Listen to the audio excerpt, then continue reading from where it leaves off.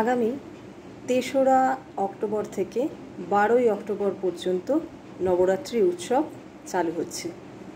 মা নবদুর্গার পুজো শুরু হচ্ছে।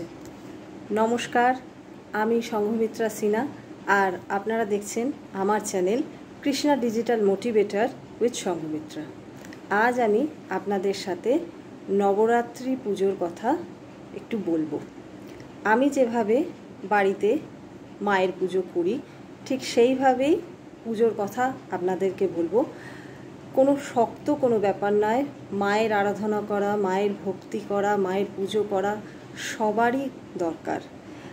অশুভ শক্তির বিনাশ করার জন্য মায়ের মর্তে আগমন এবং শুভ শক্তির প্রতিষ্ঠা করার জন্য মায়ের আরাধনায় আসুন আমরা সবাই ব্রতী হই। প্রথমেই বলবো যে 9 দিনে মায়ের 9টি রূপের পুজো করা হয়ে থাকে। প্রথম দিন মা শৈলপুত্রীর পুজো করা হয়ে থাকে। দ্বিতীয় দিনে মা ব্রহ্মচারিণী দেবীর পুজো করা হয়। তৃতীয় দিনে দেবী চন্দ্রঘণ্টার পুজো করা হয়। চতুর্থ দিনে মা কুষ্মাণ্ডার পুজো করা হয়ে থাকে। পঞ্চম দিনে মা স্কন্দমাতার পুজো করা হয়ে থাকে এবং ষষ্ঠ দিনে দেবী কাত্যায়নী পুজো করা হয়। আর সপ্তম দিনে দেবী কালরাত্রির পুজো করা হয়ে থাকে। অষ্টম দিনে দেবী মহাগৌরীর পুজো করা হয় এবং নবম দিনে মা সিদ্ধিদাত্রীর পুজো করা হয়ে থাকে। খুব সহজ সরলভাবেই আমরা মায়ের পুজো করতে পারি, কোনো অসুবিধা নেই। আমি বাড়িতে যেভাবে পুজো করি ঠিক সেভাবেই পুজোর কথা আপনাদের সাথে আজকে আমি শেয়ার করব। আমি ঘট স্থাপন না করেই মায়ের আরাধনা করে থাকি, কিছুই না।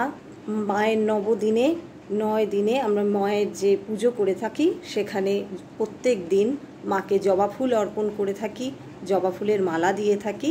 9 দিনে মায়ের 9 রকম ভোগের ব্যবস্থা আছে, সেই ভোগের কথাও আমি আপনাদের সাথে বলবো এবং শেয়ার করব। আপনাদের যদি মনে হয় যে এই ভোগের ব্যবস্থা করা হয়তো এই কম সময়ের মধ্যে সম্ভব না, তাহলে আপনারা বাড়িতে ঠিক যেভাবে মায়ের পুজো করে থাকেন সেভাবেই করবেন।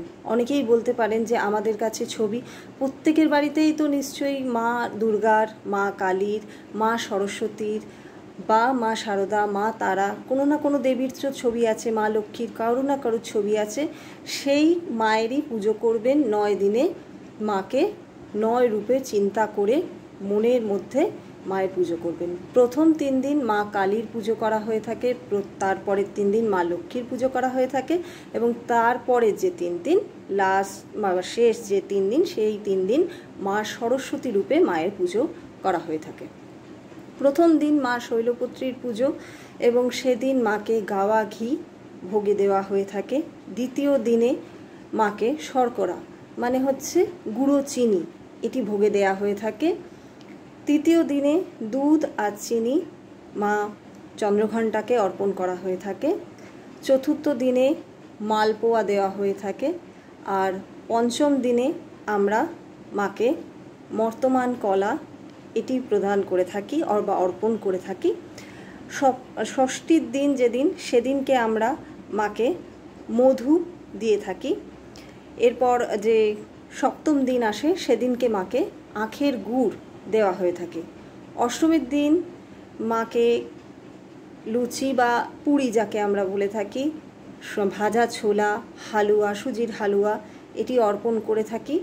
সেদিনকেও আপনারা নারকোল দিতে পারেন, যে সেই শুদ্ধ পুরো যে ডাব সেটি নয়, ছোবড়া শুদ্ধ যে নারকোল হয়ে থাকে সেটি মাকে অষ্টমীর দিনেও অর্পণ করতে পারেন কিংবা নবমীর দিনেও দিতে পারেন। নবমীর দিনে মাকে দুধ চালের পায়েস দেওয়া হয়ে থাকে। খুব সাধারণভাবে ভক্তি সহকারে মায়ের পুজো করা যায়। মা তার সন্তানের কাছ থেকে কিছুই চান না, শুধু ভালোবাসা আর ভক্তি ছাড়া। তাই খুব ভক্তি নিয়ে শ্রদ্ধার সাথে মায়ের পুজো আপনারা করতেই পারেন, কোনো অসুবিধা নেই। এই পুজোতে উপোস করে থাকতে হবে এর কোনো মানে নেই। শুধু নিরামিষ খাবেন এই 9টি দিন। যদি বাড়ির সকলে কেউ নাও পারে তাহলে যিনি পুজো করছেন অন্তত তিনি এই 9টি দিন মায়ের জন্য একটু নিরামিষ খাবেন, আর কিছুই নয়। আমিষ খাবেন না, পেঁয়াজ রসুন বাদ দিয়ে নিরামিষ খাবেন।